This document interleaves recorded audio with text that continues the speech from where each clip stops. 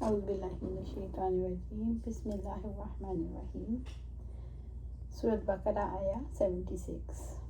وَإِذْ لَقُوا الَّذِينَ آمَنُوا قَالُوا آمَنَّا، اور جب وہ ان لوگوں سے ملتے ہیں جو ایمان لائے تو کہتے ہیں ہم ایمان لائے۔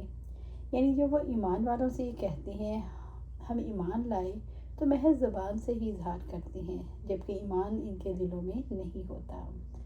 وَإِذَا خَلَا بَعْضُهُمْ إِلَىٰ بَعْضٍ قَالُوا، جب وہ اکیلے میں یہودیوں سے ملتے ہیں، جب کوئی دوسرا نہیں ہوتا تو ایک دوسرے سے کہتے ہیں أَتُحَدِّثُونَهُم بِمَا فَتَحَ اللَّهُ عَلَيْكُمْ، کیا تم انہیں وہ باتیں بتاتے ہو جو اللہ تعالیٰ نے تم پر کھولی ہیں؟ کیا تم ان کے سامنے اپنے ایمان کا اظہار کرتے ہو اور رسول اللہ صلی اللہ علیہ وسلم کی تصدیق کرتے تھے؟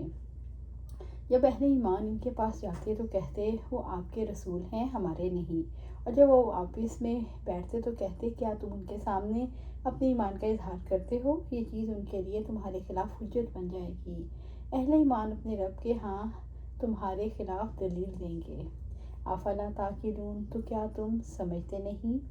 کیا تمہیں اس بات کی سمجھ نہیں؟ تم انہیں وہ بات بتا رہے ہو جو تمہارے خلاف حجت بن جائے گی۔ مدینہ میں نبی صلی اللہ علیہ وسلم کی آمد کے بعد آپ صلی اللہ علیہ وسلم کو ریاست کا سربراہ تسلیم کر دیا گیا۔ یہودی اس ریاست کے اندر رہتے ہوئے مسلمانوں کے ساتھ مناکر رکھنے پر مجبور تھے، کیونکہ اسی صورت میں ان کے مفادات محفوظ رہ سکتے تھے۔ اسی مفاد پرستی کی وجہ سے وہ ایمان والوں کے سامنے اپنے آپ کو ایمان والا ظاہر کرنا چاہتے۔ وہ کون سی بات تھی جو مسلمانوں کے سامنے کھولنے سے ایک دوسرے کو روکتے؟ یہود کتمان حق یعنی حق چھپانے کے مجرم تھے۔ تو رات میں آپ صلی اللہ علیہ وسلم کی آمد کے بارے میں جو خوشخبریاں موجود تھیں ان کو چھپاتے تھے۔ یہود ان احکامات کو چھپاتے تھے جن میں آپ صلی اللہ علیہ وسلم کے ساتھ دینے کا حکم تھا۔ سورۃ بقرہ آیا 77۔ اولا یعلمون ان اللہ یعلم ما یسرون وما یعلنون، کیا وہ نہیں جانتے کہ یقیناً اللہ تعالیٰ جانتا ہے جو کچھ وہ چھپاتے ہیں اور جو کچھ ظاہر کرتے ہیں۔ اللہ تعالیٰ نے اس آیت کے ذریعے بنی اسرائیل کے عقیدے کی خرابی کی نشاندہی کی ہے۔ ہر چند کے وہ اپنے عقائد کو چھپاتے ہیں جو ان کے مابین معروف ہیں، اور وہ اس ظلم میں مبتلا ہیں، انہوں نے اپنے عقائد کو چھپایا ہوا ہے تاکہ یہ چیز اہل ایمان کے لیے ان کے خلاف حجت نہ بنے، تاہم وہ اس بارے میں غلطی پر ہیں اور بہت بڑی جہالت میں مبتلا ہیں، کیونکہ اللہ تعالیٰ ان کے ظاہر اور باطن کو خوب جانتا ہے۔ اس کے بندے جو کچھ کرتے ہیں اللہ تعالیٰ اسے ظاہر کر دے گا۔ سورۃ بقرہ آیا 78۔ وَمِنْهُمْ أُمِّيُّونَ لَا يَعْلَمُونَ الْكِتَابَ إِلَّا أَمَانِيَّ وَإِنْ هُمْ إِلَّا يَظُنُّونَ، اور ان میں کچھ ان پڑھ بھی ہیں جو کتاب کا علم ہی نہیں رکھتے، سوائے چند آرزوؤں کے، اور اس کے سوا کچھ نہیں، وہ گمان کرتے ہیں۔ وَمِنْهُمْ، اور ان اہل کتاب میں سے امیون ان پڑھ لوگ بھی ہیں جو علم والوں میں شامل نہیں۔ لا یعلمون الکتاب الا امانیہ، وہ کتاب کا نہ علم رکھتے ہیں، نہ اس پر عمل کرتے ہیں، نہ اس کے پیغام کو پہنچاتے ہیں۔ تلاوت کے سوا ان کا کتاب میں کوئی حصہ نہیں، ان کے پاس اپنے سے پہلے لوگوں کی بھی خبر نہیں۔ وَإِنْ هُمْ إِلَّا يَظُنُّونَ، اور اس کے سوا کچھ نہیں کہ وہ گمان کرتے ہیں، یعنی ان کے پاس گمان اور اہل علم کی تقلید کے سوا کچھ نہیں۔ قرآن مجید نے ان کی آرزوؤں کا حوالہ دیا۔ اللہ تعالیٰ نے ان لوگوں کو امی یعنی ان پڑھ کہا جو کتاب کا علم نہیں رکھتے، جو کتاب سے آرزوئیں رکھتے ہیں اور گمان رکھتے ہیں۔ آج بھی مسلمانوں کے اندر ایسے ان پڑھ افراد کی کثرت ہے جو دنیا کے علوم رکھتے ہیں مگر اللہ تعالیٰ کی کتاب کا علم نہیں رکھتے۔ اگر آج ہم اللہ تعالیٰ کی کتاب نہ پڑھیں تو ہمارا شمار امیوں میں ہوگا۔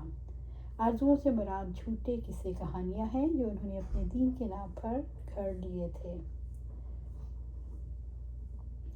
اللہ تعالیٰ نے قرآن حکیم میں فرمایا، گمان پر زندگی کی بنیاد رکھنے کی نقصان کیا ہیں؟ ان میں سے اکثر لوگ نہیں پیروی کرتے مگر ایک گمان کی، یقیناً گمان حق کے مقابلے میں کچھ بھی کام نہیں دیتا۔ سورۃ یونس آیا 36۔ گمان سچائی کے مقابلے میں کوئی حقیقت نہیں رکھتا۔ گمان پر زندگی کی بنیاد رکھنے سے زندگی انتشار کا شکار ہو جاتی ہے۔ سورۃ بقرہ آیا 79۔ فویل للذین یکتبون الکتاب بایدیہم، تباہی ہے ان لوگوں کے لیے جو اپنے ہاتھوں سے کتاب لکھتے ہیں۔ اللہ تعالیٰ نے ان لوگوں کو سخت تنبیہ کی جو اللہ تعالیٰ کی کتاب میں تحریف کرتے ہیں۔ ہلاکت اور عذاب ہے ان لوگوں کے لیے جو تورات میں تحریف کرتے ہیں اور تحریف شدہ آیات کو اپنے ہاتھوں سے لکھتے ہیں۔ وہ ایسا اس لیے کرتے ہیں تاکہ اس کے ذریعے کچھ دنیاوی فائدے حاصل کریں، مثلاً مال، عزت، اقتدار، مقبولیت۔ ثم یقولون ھذا من عند اللہ، پھر کہتے ہیں یہ اللہ کی طرف سے ہے۔ وہ اپنے پیروکاروں سے یہ کہتے ہیں وہ چیز جو تمہارے پاس ہے تورات کی نصوص میں سے ہے جسے اللہ تعالیٰ نے موسیٰ علیہ السلام پر نازل کیا، لیشتروا بہ ثمنا قلیلا، تاکہ اس کے بدلے میں تھوڑی سی قیمت وصول کریں، کہ وہ اس تحریف کے بدلے میں تھوڑی سی قیمت لے لیں۔ ثمنا قلیلا کتاب اللہ کے مقابلے میں قیمت ہے جو پوری زمین کی دولت ہو تب بھی قلیل ہے۔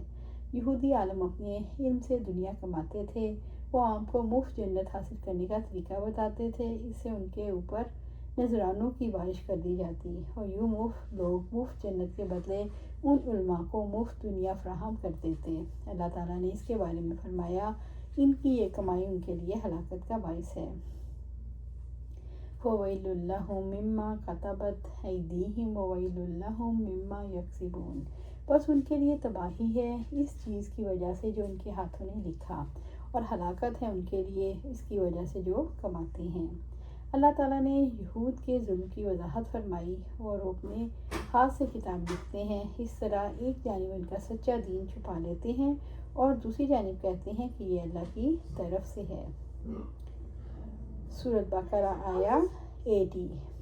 وَقَالُوا لَن تَمَسَّنَا النَّارُ إِلَّا أَيَّامًا مَّعْدُودَةً، اور انہوں نے کہا جہنم کی آگ ہمیں ہرگز نہیں چھوئے گی مگر گنے ہوئے چند دن۔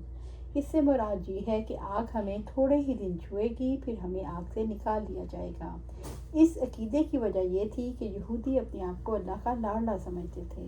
یہودی کہتے تھے دنیا کی عمر 7000 سال ہے اور ہم 1000 سال کے بدلے ایک دن دوزخ میں رہیں گے، اس لحاظ سے جہنم جانے کی کل مدت 7 دن بنتی ہے۔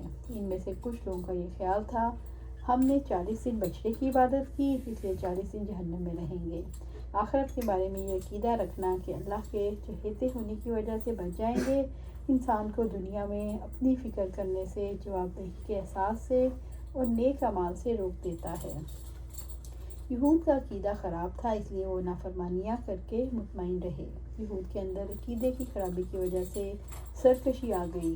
وہ سمجھتے تھے نافرمانیاں کرنے سے ہمارا کچھ بگڑنے والا نہیں اور کوئی ہمیں پکڑنے والا نہیں، اس لیے وہ نافرمانیوں پر مطمئن رہتے۔ یہود نبیوں کی اولاد ہونے کی وجہ سے یہ سمجھتے تھے ہماری نافرمانیوں پر ہمیں نہیں پکڑا جائے گا۔ جو لوگ اس خوشگمانی میں مبتلا ہوں اللہ تعالیٰ کے ہاں ہمارے حقوق محفوظ ہو چکے، سچی دعوت پر ان کا رویہ کیسا ہوگا؟ ایسے لوگ سچی دعوت کو گوارا نہیں کرتے کیونکہ سچی دعوت ان کو اپنی میٹھی نیند اور میٹھے خواب خراب کرتی ہوئی نظر آتی ہے۔ سچی دعوت زندگی کے حقائق کو واضح طور پر سامنے لے آتی ہے۔ علماء کی ایمان نہ لانے کے اسباب اللہ کے کلام کو سن کر سمجھ کر جان بوجھ کر بدل ڈالتے، دوزخ منافق ہے، حق کو چھپاتے ہیں، اپنے ہاتھ سے اللہ کی کتاب لکھ کر یہ کہتے یہ اللہ کی طرف سے ہے۔ قُلْ اتَّخَذْتُمْ عِندَ اللَّهِ عَهْدًا فَلَن يُخْلِفَ اللَّهُ عَهْدَهُ، کہہ دو کیا تم نے اللہ سے کوئی عہد لے رکھا ہے تو وہ اپنے عہد کی خلاف ورزی کبھی نہیں کرے گا۔ یعنی اے رسول صلی اللہ علیہ وسلم ان سے کہہ دو کیا اللہ تعالیٰ نے تم سے عہد لے رکھا ہے؟ ایسا ہے تو وعدہ شکنی ہرگز نہیں کرے گا۔ کیا تم ایسی بات کہتے ہو جس کی کوئی حقیقت ہی نہیں، نہ خود واقف ہو؟ علم کے بغیر اللہ کے ذمے کوئی بات لگانا سب سے بڑا حرام اور سب سے بڑی برائی ہے۔ قرآن مجید میں رب العزت نے اس کا جواب دیا جو بھی بدی کمائے گا اور اپنی خطاؤں، گناہوں، نافرمانیوں میں گھر جائے وہ دوزخی ہے اور دوزخ میں ہمیشہ رہے گا۔ ام تقولون علی اللہ ما لا تعلمون، یا تم اللہ تعالیٰ پر ایسی بات کہتے ہو جو تم نہیں جانتے۔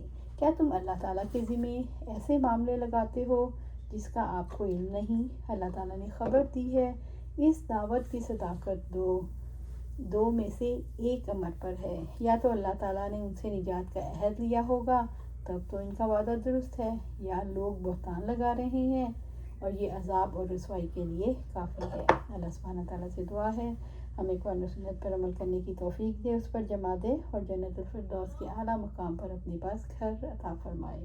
آمین یا رب العالمین۔